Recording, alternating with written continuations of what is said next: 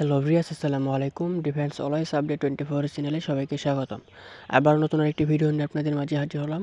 তো ভিউয়ার্স, আজকে আলোচনা করব বাংলাদেশের ডাক বিভাগে বিশাল বড় নিয়োগ বিজ্ঞপ্তি প্রকাশিত হয়েছে, সেই বিষয়ে বিস্তারিত আলোচনা করব। ভিডিওটাকে স্কিপ করবেন না, স্কিপ করলে কিছু বুঝতে পারবেন না, শুরু থেকে শেষ পর্যন্ত দেখবেন।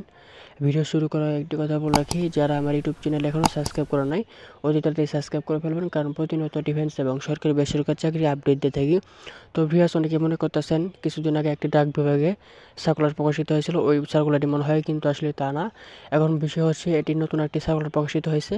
এখানে সকল জেলা প্রার্থী আবেদন করতে পারবেন না, এখানে শুধুমাত্র আবেদন করতে পারবেন রাজশাহী এবং রংপুর বিভাগের সকল জেলা।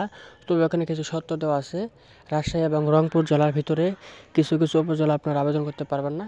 সেগুলো উপজেলার নাম হচ্ছে কুড়িগ্রাম জেলার রৌমারী, চরাজিপুর উপজেলা এবং সিরাজগঞ্জ জেলার চৌহাল্লারি উপজেলা ব্যতীত সকল উপজেলায় আবেদন করতে পারবেন। তো ভিউয়ার্স, এখানে 369টি পদে এই সার্কুলারটি প্রকাশিত হয়েছে। তো ভিউয়ার্স, একে একে পড়ে শোনালে ভিডিওটা অনেক বড় হয়ে যাবে। তো আমি আর ভিডিওটা বড় করতে চাচ্ছি না, আপনারা সবাই জুম করে দেখে নেবেন। তো ভিউয়ার্স, এই ভিডিওর মধ্যে কোনো কিছু যদি বোঝার থেকে অবশ্যই কমেন্ট করবেন, আমি সমাধান করার চেষ্টা করব। তো ভিউয়ার্স, সকলে ভালো থাকেন, সুস্থ থাকেন। আসসালামু আলাইকুম।